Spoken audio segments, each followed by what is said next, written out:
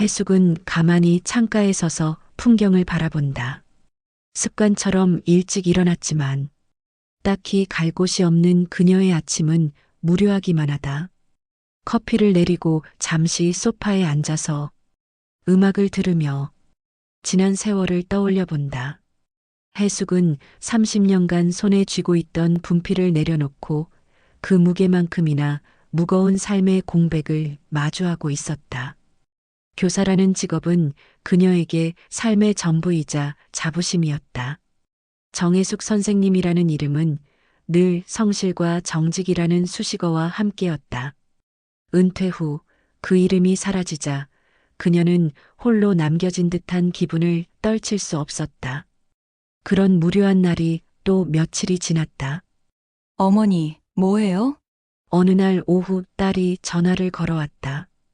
딸의 목소리에는 사업 준비로 바쁜 기색이 역력했다. 응, 그냥 집에 있지. 딱히 할 일도 없고. 해숙은 무심코 대답했지만 딸은 금세 바쁘다고 전화를 끊었다. 남편은 아침에 운동을 나간 뒤 아직 돌아오지 않았다. 늘 옆에 있었던 사람과의 관계는 오히려 정년이라는 종착역에 다다르자 더 멀어져 버렸다. 남편은 그녀보다 먼저 정년을 했고 그때 해숙은 아직 교직에 있었다. 먼저 정년을 한 남편을 돌볼 틈 없이 해숙은 바빴다. 정년을 하면 남편과 마음껏 여기저기 돌아다닐 줄 알았지만 그 몇 년 사이 남편은 자신만의 시간을 보내는 법을 터득한 양 아직 무엇을 해야 할지 모르는 해숙을 두고 자기 시간 보내기 바빴다. 조금은 남편이 원망스러웠지만 젊은 시절부터 자신의 일은 자신이 척척해온 해숙이었기에 남편은 해숙이 어련히 알아서 할 것이라고 생각한 듯 무심하기까지 했다. 그날 오후 친구들과 모임을 잡았다는 남편 말을 듣고 혼자 있을 집이 답답해서 버스를 타고 도서관으로 갔다. 적막한 도서관 안 해숙은 문학 코너를 서성였다. 익숙한 책 냄새와 고요함 속에서 해숙은 위안을 찾으려 애썼다. 그때였다. 선생님, 정혜숙 선생님 맞으시죠? 낯선 목소리가 들려왔다. 고개를 돌리자 앳된 미소를 지닌 한 청년이 서 있었다.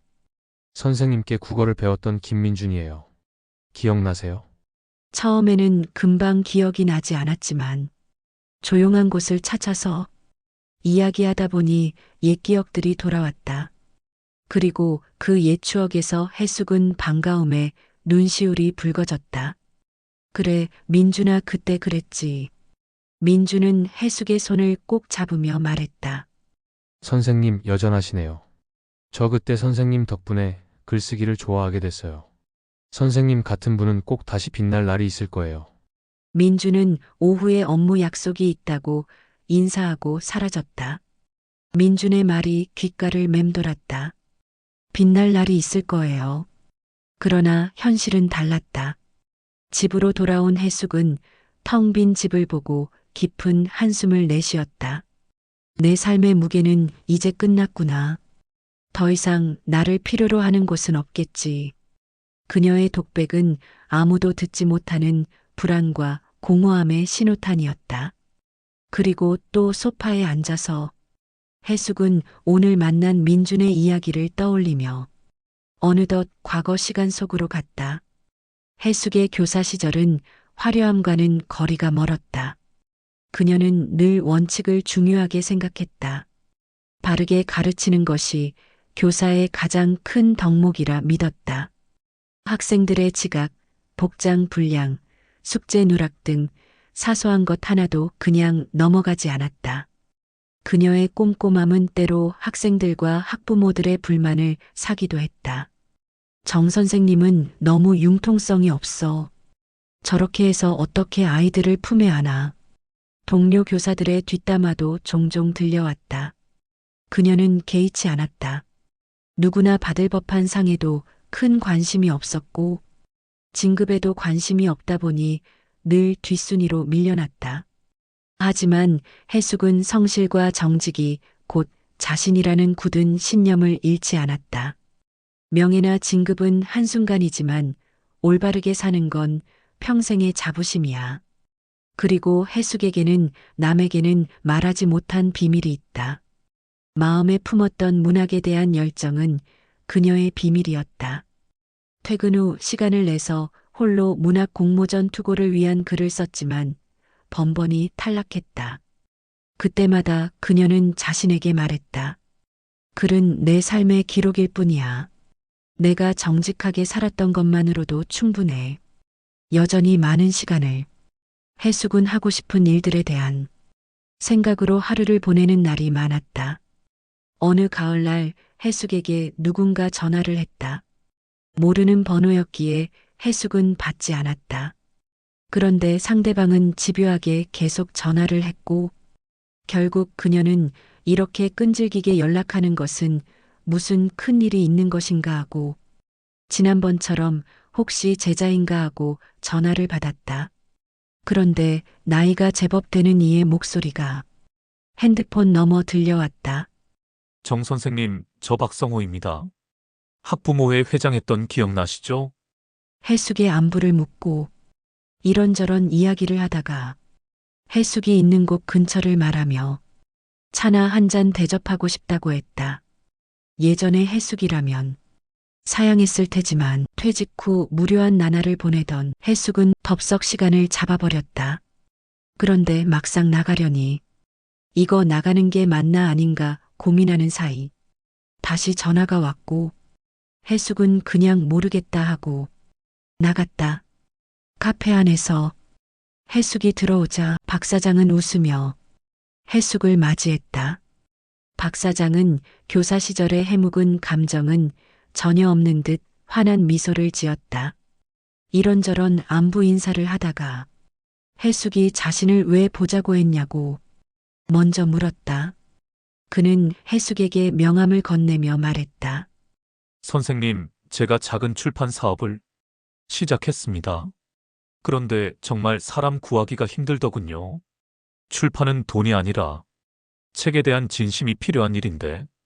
박 사장은 해숙의 삶의 철학을 정확히 꿰뚫고 있는 듯했다. 성실하고 꼼꼼한 분이 함께하면 정말 든든할 겁니다. 이건 단순한 돈벌이가 아니라 선생님께서 평생 하셨던 일의 연장선입니다. 젊은 작가들의 꿈을 키워주는 일, 얼마나 의미 있는 일입니까? 해숙은 흔들렸다. 그가 제시한 조건은 매력적이었다. 일정 금액을 투자하면 사업의 일부 지분을 받고 고문으로 참여하며 책의 기획과 편집을 도울 수 있다는 것이었다. 그녀의 심장을 쿵쾅거리게 만든 것은 돈이 아니라 의미였다. 젊은 시절 늘 마음속에 품고 살았던 문학에 대한 열정을 다시 불태울 기회였다. 교사로서의 사명감을 출판이라는 새로운 형태로 이어갈 수 있을 것 같았다. 해숙은 망설였다. 평생을 성실하게 살았지만 투자 같은 큰 돈이 오가는 일은 낯설고 두려웠다. 남편에게 조심스럽게 이야기를 꺼내자마자 차가운 반대가 돌아왔다. 퇴직금은 건드리지 마. 교직 생활 30년의 결실인데. 그걸 왜 그런 엉뚱한 일에 써? 돈 앞에서는 순진한 거야. 당신은. 남편의 무심한 말투는 그녀의 자존심을 건드렸다. 그때 아들에게서 전화가 왔다. 엄마 요즘 뭐 하세요? 해숙은 망설이다가 박 사장의 제안에 대해 이야기했다. 엄마 그거 진짜 좋은데요? 맨날 집에만 계시는 거 보기 안쓰러웠어요. 이제 하고 싶은 거 해봐요. 평생 참고 살기만 했잖아요. 아들의 말은 남편의 차가운 반대와는 달리 따뜻한 위로였다. 평생 참기만 했다. 해숙의 가슴에 깊이 박힌 말이었다. 그래, 교사로서의 성실함은 나를 지켜주었지만 한 번도 나의 진짜 열정을 위해 용기를 내본 적은 없었다. 결국 해숙은 아들의 말에 마음이 기울었다. 그녀는 전 재산의 절반에 가까운 퇴직금 일부를 투자하기로 결심했다. 박 사장에게 연락해 투자 의사를 밝히자 그는 크게 기뻐했다. 선생님 같은 분과 함께하게 되어 정말 든든합니다. 그의 목소리에서 진심이 느껴지는 듯했다. 계약서에 서명을 하던 순간 문득 도서관에서 만난 제자 민준의 말이 떠올랐다. 선생님 같은 분은 꼭 다시 빛날 날이 있을 거예요. 해숙은 그 말이 이 모든 과정을 정당화해 주는 것처럼 느껴졌다. 그래, 나는 빛날 자격이 있어. 투자가 이루어지고 해숙은 출판사 울림의 고문으로 일하게 되었다. 사무실에는 젊은 직원들이 활기차게 움직이고 있었다. 그들 사이에서 해숙은 교사 시절의 엄격함 대신 젊은 열정을 다시 발견하는 듯했다. 초반에는 일이 잘 풀리는 듯했다. 신인 작가 2명이 계약되었고 그들의 작품은 문학 관련 잡지에도 소개되었다. 해숙은 자신의 교정, 편집 실력이 녹슬지 않았다는 것을 확인하며 행복감을 느꼈다. 꼼꼼한 성격은 출판사의 완성도를 높여주었다. 그녀가 짚어내는 작은 오타 하나, 어색한 문장 하나에 젊은 작가들은 고마움을 표했다. 선생님이 봐주신 덕분에 이 글이 비로소 완성된 것 같아요. 젊은 작가들의 존경과 칭찬에 해숙은 오랜만에 가슴이 벅차올랐다. 거울을 보니 쭈글쭈글하던 얼굴에 주름이 펴진 듯한 착각마저 들었다. 그녀는 매일 아침 일찍 출근하며 잊고 지냈던 삶의 활력을 되찾았다. 그래, 늦게나마 나도 세상에 도움이 되는 일을 하고 있구나. 나의 성실함은 아직 유효해. 그녀는 이 모든 성공이 자신의 덕분이라고 믿어 의심치 않았다. 그러나 그것은 짧은 불꽃처럼 타오르는 일시적인 착시에 불과했다. 얼마 지나지 않아 출판사의 분위기가 달라졌다. 박 사장은 갑자기 무리한 사업 확장을 시도했다. 해외 판권을 계약해야 합니다. 유명 작가들을 영입해야 규모가 커지지 않겠습니까? 그는 해숙이 우려를 표할 때마다 선생님, 이건 미래를 위한 투자입니다. 좀 더 과감해지셔야죠. 라고 말했다. 출판사 곳곳에서 자금 부족을 호소하는 목소리가 들리기 시작했다. 직원들의 월급이 밀리기 시작했고 계약했던 인쇄소에서도 독촉 전화가 걸려왔다. 해숙은 불안감에 휩싸였다. 어느 날 박 사장은 해숙을 따로 불러 말했다. 선생님, 죄송하지만 추가 투자가 필요합니다. 지금 이 고비만 넘기면 우리 모두 크게 성공할 겁니다. 이건 선생님의 미래이기도 합니다. 집으로 돌아온 해숙은 남편에게 이 사실을 털어놓았다. 남편은 굳은 얼굴로 해숙을 바라보았다. 내가 뭐라고 했어? 퇴직금 건드리지 말라고 했잖아. 당신의 교직 인생은 존경하지만 돈 앞에서는 순진한 거야. 남편의 말은 비수처럼 그녀의 심장을 찔렀다. 그녀의 자부심은 깡그리 무시당했다. 해숙은 남편에게 맞섰다. 당신은 내가 하는 일에 관심조차 없었잖아. 이건 나의 2번째 인생이야. 내가 옳았음을 보여주고 싶어. 그녀의 자존심은 이성적인 판단을 압도했다. 그녀는 남편 몰래 상당 부분을 추가로 투자하기로 결정했다. 마지막으로 자신을 믿어보기로 했다. 해숙의 추가 투자가 이루어진 지 한 달 후, 박 사장과 출판사 직원들은 모두 종적을 감췄다. 그리고 믿을 수 없는 사실이 드러났다. 출판사 울림은 실제 사업체가 아닌 박 사장이 투자금을 모으기 위해 만든 페이퍼 컴퍼니였다. 그는 해숙과 같은 은퇴 교사, 그리고 다른 학부모들에게 투자를 유도한 뒤 잠적해버린 것이다. 해숙은 망연자실했다. 모든 것이 허상이었다. 그동안 해왔던 교정, 편집 작업은 뭐였을까? 나의 성실함이 이용당한 건가? 배신감에 몸을 떨었다. 남편과의 갈등은 극에 달했다. 당신이 평생 옳다고 믿었던 원칙이 결국 우리를 이렇게 만들었잖아. 남편의 차가운 분노와 원망은 그녀를 더 큰 절망에 빠뜨렸다. 결국 부부는 별거를 시작했고 그렇게 서서히 멀어졌다.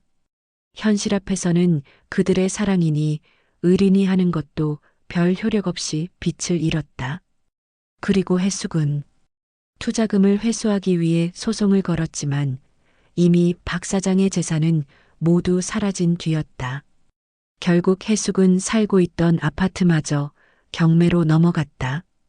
그녀는 낡은 작은 아파트로 거처를 옮겼다. 좁은 방에 앉아 하염없이 창밖을 보던 어느 날 도서관에서 만난 제자 민준의 말이 다시 떠올랐다. 선생님, 빛날 날이 있을 거예요. 그 말은 더 이상 따뜻한 위로가 아니었다. 그녀의 처지를 비웃는 냉소처럼 들렸다. 평생 고생 없이 살던 해숙이었다. 낡은 방 한 칸짜리 아파트는 해숙에게는 절망적이었다. 해숙이 이곳에 이사 오고 처음 몇 달은 끙끙거리며 힘든 시간을 견뎌냈다. 그리고 몇 달이 지나가자 해숙은 마치 긴 악몽에서 나온 것처럼 모든 것이 명확해지는 느낌이 들었다. 자신이 얼마나 무모하고 겁이 없이 세상에 맞섰나 하는 생각에 창피함마저 들었다. 그리고 또 몇 달이 지나자 해숙은 그곳에서 뜻밖의 길을 발견했다. 옆방에 사는 할머니와 친해지게 되었다. 좁은 아파트는 복도식이었는데 낡은 아파트에 훔쳐갈 것도 없다고 문을 열고 살다 보니 옆집과도 친해지게 된 것이다. 하루는 할머니 집에 가서 보니 식탁 위에 무엇인가 적은 것이 가득했다. 뭘 그렇게 쓰세요? 할머니는 해숙에게 손때 묻은 공책을 건넸다. 그 안에는 평생 시장에서 채소를 팔며 살아온 할머니의 이야기가, 버려진 아이를 키운 할아버지의 이야기가, 그리고 전쟁의 아픔을 간직한 노인의 이야기가 담겨 있었다. 화려하지는 않았지만 삶의 진솔함이 고스란히 묻어나는 글들이었다. 해숙은 매일 밤 이야기를 듣고 글로 정리해주기 시작했다. 그녀의 꼼꼼함은 할머니의 뭉개진 글씨를 아름다운 문장으로 다듬어냈고 어색한 문맥을 매끄럽게 교정했다. 그들의 삶은 그녀가 평생 가르쳤던 교과서보다 더 깊은 울림을 주었다. 그리고 이런 해숙의 무료 봉사는 곧 소문이 나고 아파트에 한두 명씩 할머니 집에 모이게 되었다. 사실 해숙은 사기 사건 이후 마음 둘 곳 없이 허망하던 차이에 할 일이 생겨서 은근히 신나던 참이기도 했다. 그렇게 모여든 사람들과 같이 커피도 마시고 지난 과거도 듣고 하며 다들 자신의 인생, 주변의 인생을 글로 쓰기 시작했다. 작은 문학 모임이랄까? 그럼 모임이 만들어졌다. 이제 해숙의 글쓰기는 더 이상 목적이 있는 글이 아니었다. 삶의 무게를 나누고 서로의 아픔을 보듬는 소통의 도구였다. 몇 년의 시간이 흘렀다. 해숙은 이웃들의 이야기를 블로그에 꾸준하게 올렸다. 해숙이 정리한 사람들의 이야기는 우연히 한 지역 출판사의 눈에 띄게 되었다. 이 글 정말 놀랍네요. 교정교열도 훌륭하고 무엇보다 삶의 진솔함이 담겨 있습니다.